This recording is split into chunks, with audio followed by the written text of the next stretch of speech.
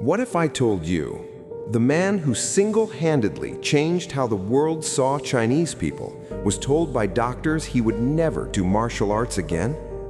That a kid who was too fast for the camera, too powerful for Hollywood, too revolutionary for his own time, died just 6 days before his greatest film ever hit the screen? This is the story of Bruce Lee, and it will leave you speechless. November 27th, 1940, San Francisco, California. In a hospital room, a boy is born. A boy who will one day become the most iconic martial artist the world has ever seen. His name? Bruce Lee.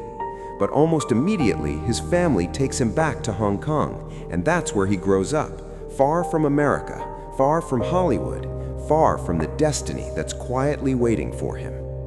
Fast forward to 1959. Bruce is 18 years old, and he makes a decision that changes everything.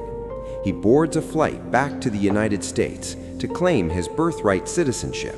A philosophy major at the University of Washington, Bruce is sharp, disciplined, and burning with purpose. To pay his way through college, he does what comes naturally. He teaches Kung Fu. It's at the University of Washington that Bruce meets Linda, the woman who becomes his wife, his partner, his anchor. Together they build a life, 2 children, Brandon and Shannon, and Bruce builds something else too. By 1964, he has 2 Kung Fu schools, one in Seattle, one in Oakland. But here's what made Bruce different from everyone else. He taught anyone who wanted to learn, regardless of race, regardless of background. His goal was simple but radical: expose all of America to Chinese martial arts and culture. That didn't sit well with everyone. A group of Chinese martial arts masters came to him with an ultimatum: stop teaching non-Asians. Bruce's response? He offered to fight their best man. If he lost, he'd stop. He didn't lose. Bruce walked away with the right to teach whoever he wanted, and he never looked back. In 1964, Bruce gave a demonstration in a martial arts tournament in Long Beach, California. Someone in the crowd was watching closely, a TV producer. After a successful screen test, Bruce was cast in The Green Hornet, a show based on a popular comic book hero. He played Kato, the loyal sidekick. When the show premiered in 1966, American audiences had never seen anything like it. His movements were so fast, so precise, that producers actually asked him to slow down because the camera couldn't keep up.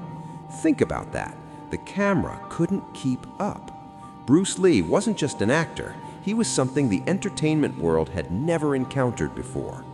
To understand what Bruce Lee meant, you have to understand the world he walked into. For nearly 100 years, the image of Chinese people in America had been defined by poverty, servitude, and stereotype. China was seen as weak, its people invisible. Then Bruce Lee arrived, and overnight that image shattered. He didn't just play a hero on screen, he became one, in real life, in culture, in the imagination of millions of people around the world. The Green Hornet was canceled after just 1 season. Hollywood wasn't ready for Bruce Lee. So he went back to teaching, this time privately, to some of the biggest names in entertainment: James Coburn, Kareem Abdul-Jabbar. And during this period, he began developing something that would outlive every film he ever made: his own martial arts philosophy, Jeet Kune Do, the way of the intercepting fist, a system not bound by tradition or style, fluid, adaptive, real. But then, disaster. While training, Bruce suffered a severe back injury. The doctors delivered a verdict that would have broken most men: you will never practice martial arts again. Bruce Lee spent 6 months barely able to move, but those 6 months, he filled them with writing, philosophy, ideas. The injury that was supposed to end him became the foundation of his deepest thinking. And then, against every medical prediction, he recovered. Unable to break through in Hollywood, Bruce made a pivotal decision. He returned to Hong Kong, where he was already a household name from his role as Kato.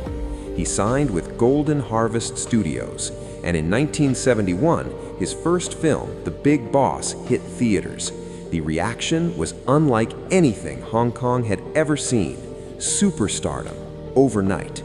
By 1972, Bruce wasn't just a star. He was a producer, a director, a creative force who controlled his own vision. He began work on Game of Death, a film that would showcase his philosophy through combat. But then, Warner Brothers came calling. They wanted a joint collaboration, a Hollywood-Hong Kong production. The film was called Enter the Dragon. Bruce paused Game of Death and said yes. By this point, Bruce Lee had transcended every category people tried to put him in. Not just a martial artist, not just a movie star, not just a philosopher, not just Chinese. He had become something the world had never quite seen before. A global icon of strength, dignity, and righteousness. A figure that belonged to everyone, every culture, every background, every kid who ever felt overlooked or underestimated. Bruce Lee was proof that you could rewrite the story the world told about you. Enter the Dragon was finished. The premiere was 6 days away. On the night of July 20th, 1973, Bruce complained of a headache. He was offered a prescription painkiller by a friend. He lay down to rest. He never woke up. Rushed to the hospital, doctors worked frantically, but it was too late. Bruce Lee was pronounced dead. He was 32 years old. The autopsy revealed massive swelling of the brain, an adverse reaction to the painkiller. 6 days later, Enter the Dragon opened to the world. It became a global phenomenon, and Bruce Lee, the man who was already gone, became immortal. He was told he couldn't teach non-Asians. He was told the camera couldn't handle him. He was told he'd never fight again. He was told Hollywood wasn't ready for him. Every single time, he proved them wrong. Bruce Lee didn't just break barriers, he didn't even acknowledge they existed. And that, more than any kick, any film, any philosophy, is why we're still talking about him today. If this story hit you, like this video. It genuinely helps more people discover stories like this. Subscribe to Untold Biography, because every week we go deep on the lives of legends who changed the world and the battles most people never knew they fought. And drop a comment below. What's the one Bruce Lee quote or moment that stayed with you? We read every single one. See you in the next one.